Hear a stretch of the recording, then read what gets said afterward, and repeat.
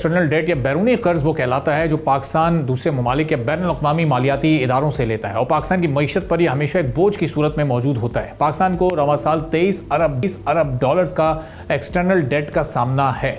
बैरूनी कर्ज की अदायगी के लिए मुल्क की ज़खायर में दोस्त ममालिक की जानिब से दिए गए 12 अरब डॉलर्स तो इस वक्त मौजूद हैं, लेकिन मुल्क को अभी भी कर्ज उतारने के लिए तकरीबन 11 अरब डॉलर्स दरकार होंगे। अगर दोस्त ममालिक और आलमी इदारे अपने कर्ज को रोल ओवर ना करें, जैसा कि माजी में हमने देखा कि कई ममालिक हम पाकिस्तान के साथ कोऑपरेट करते आए हैं, तो पाकिस्तान को कर्ज की अदम अदायगी के हवाले से माशी चैलेंजेस का सामना हो सकता है। पाकिस्तान के टोटल एक्सटर्नल डेट में जो यूरो बॉन्ड्स हैं उनकी अदायगी और सूद में 1.7 बिलियन डॉलर्स, कमर्शियल लोन के 2.3 बिलियन डॉलर्स, वर्ल्ड बैंक और एशियाई तरक्याती बैंक के 2.8 बिलियन डॉलर्स, दो तरफा कर्ज जो कि दूसरे ममालिक से लिए जाते हैं 1.8 बिलियन डॉलर्स के साथ, फिर चीन से लिए गए 4 बिलियन डॉलर्स भी शामिल हैं। तो पब्लिक सेक्टर ने माली साल 2025 में तकरीबन 15 बिलियन कर्ज दिया, जिसमें चाइना के सेफ डिपॉजिट से 4 बिलियन डॉलर्स और स्टेट बैंक के 9 बिलियन डॉलर्स शामिल रहे। IMF से लिया गया कर्ज और फॉरेन डिपॉजिट्स मिलकर भी पाकिस्तान को आलमी कर्ज की अदम अदायगी से नहीं रोक सकते हैं। वजारत खजाना की जानिब से पांडा बॉन्ड्स के इजरा की तजवीज़ भी दी गई,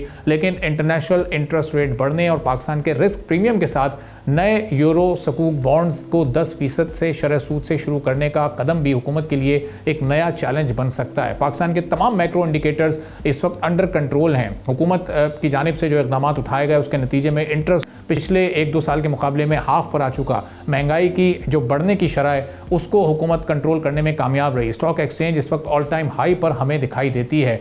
तो ये सारे इंडिकेटर्स क्या हमारी मईशत को स्टेबिलिटी से ग्रोथ की जानिब ले जा सकते हैं? और ये जो इस वक्त चैलेंज है पाकिस्तान पर बैरूनी कर्जों का, ये चैलेंज अगले 2 साल में पाकिस्तान कैसे ओवरकम कर सकता है?